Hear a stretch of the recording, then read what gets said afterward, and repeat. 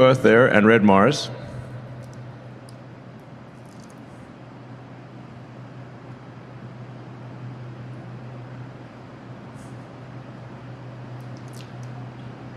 And I mean, the actual distance traveled on the arc is close to like 1,000 times further than the moon. So you can't just go straight to Mars. You have to create this elliptical orbit with Earth at one point and Mars at the other side, at the far end of the ellipse, and then time the where you are in that ellipse to intersect with Mars.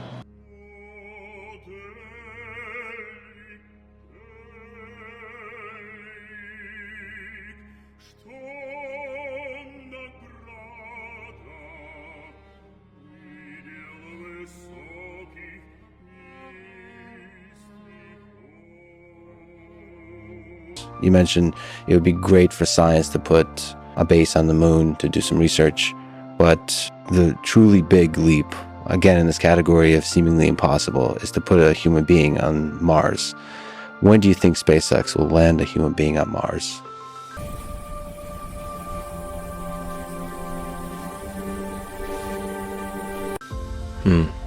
Best case is about 5 years, worst case 10 years. And this is the orbital transfer, how you do orbital transfer from Earth to Mars. And if you look on your Starlink Wi-Fi router, you'll see this image, because the Starlink Wi-Fi is Starlink Internet is what's being used to pay for humanity getting to Mars. So I'd just like to thank everyone out there who's bought Starlink, because you're helping secure the future of civilization and helping make life multiplanetary and helping make humanity a space-faring civilization. Thank you.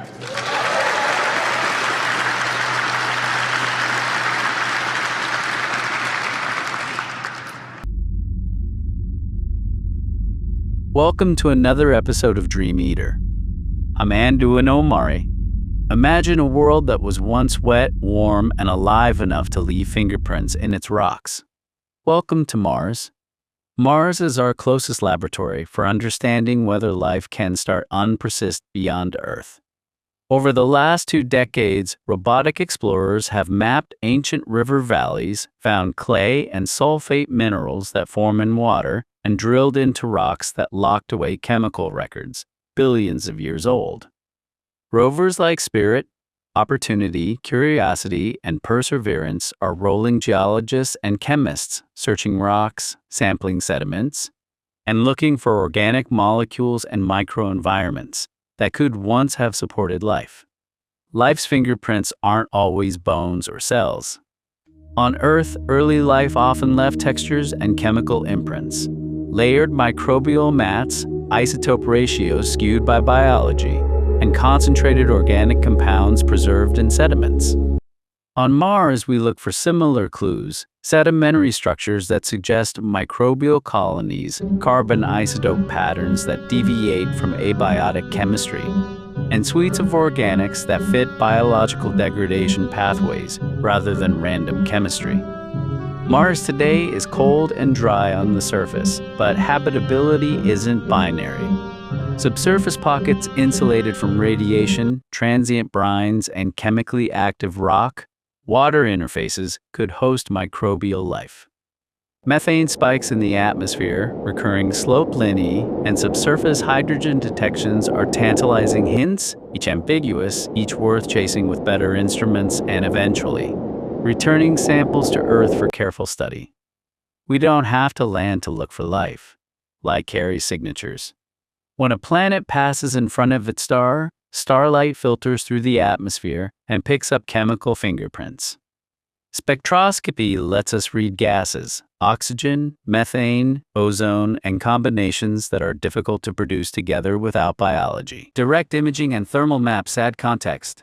Radio and infrared searches probe for technosignatures, narrowband signals, or excess waste heat that could hint at engineered activity. Not every habitable place resembles Earth. Jupiter-sized planets and their systems host worlds with subsurface oceans, icy moons where tides melt interiors and drive chemistry, geysers on Enceladus, and the cracked shell of Europa spray subsurface material into space, giving us direct samples of hidden seas. The gas giants themselves are unlikely to host life as we know it, but their moons could be rich chemical laboratories. Large planets are both easier and harder to read. Their deep, cloudy atmospheres give strong spectral signals, which helps detection, but those signals are dominated by atmospheric physics rather than surface biology.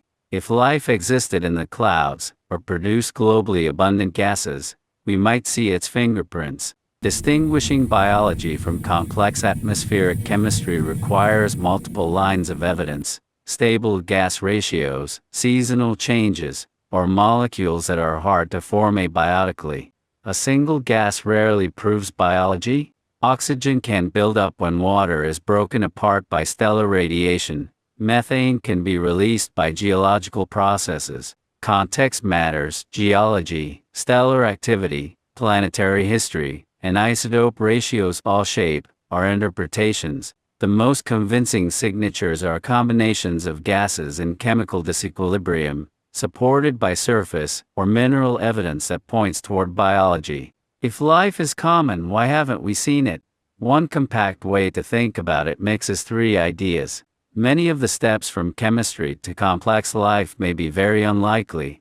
Even common microbial life is hard to detect across interstellar distances, and civilizations that produce obvious technosignatures may have brief, transient windows. Add to that the sheer scale of space and mismatched timelines, and silence becomes less mysterious. Detectability is a practical limit. Our instruments are tuned to Earth-like chemistry and physics. If alien life uses different solvents, pigments, or energy systems, we might not recognize its signatures. Life could be microscopic and subterranean, or confined to tiny worlds we can't resolve from light years away.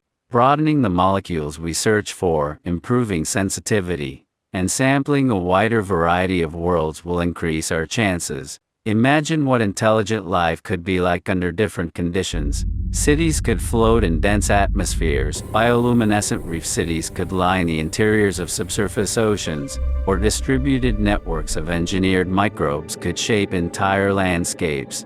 Architecture might favor radiation shielding, thermal control, or harvesting chemical gradients instead of sunlight. Forms, materials, and priorities would reflect local physics and resources.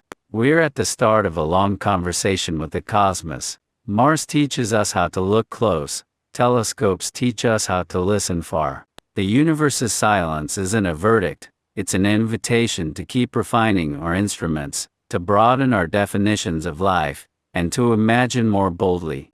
Thanks for watching Dream Eater. I'm Anduin Omari. Keep dreaming outward.